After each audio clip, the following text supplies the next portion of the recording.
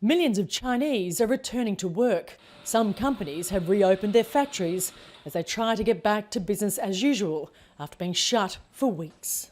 50% of our employees have returned to work, bringing our production capacity to 50%. We predict all of our workers will be back on their posts by the end of February and our production capacity will return to normal.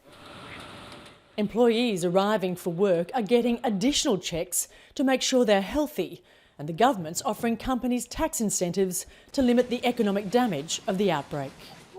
The government's also rolled out some measures to help enterprises and ensure their normal operation, so we're encouraged and feel confident.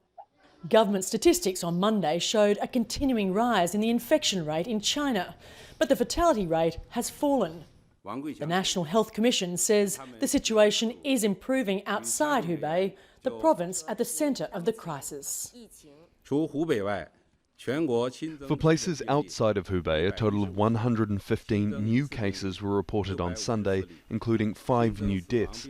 The number of newly confirmed cases outside of Hubei has kept declining for 13 days in a row. The number of new confirmed cases remained at a relatively low level. In Hubei, the situation is grim. Inside this makeshift hospital in Wuhan, patients queue for food and treatment as medical staff care for the rising number of infected. China's military is sending hundreds of doctors and nurses to Wuhan.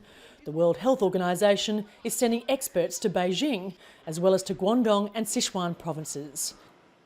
With the virus yet to be contained, China's largest annual political meeting is expected to be postponed. The National People's Congress is scheduled to start on March the 5th. A meeting next Monday is due to decide if the meeting will be shelved for the first time in China's recent history. Here in Hong Kong, another infection was reported on Monday. The spread of the virus is fueling more consumer panic, with rice, toilet paper rolls and face masks still in short supply. The government is calling for calm. Clarke, Al Jazeera, Hong Kong.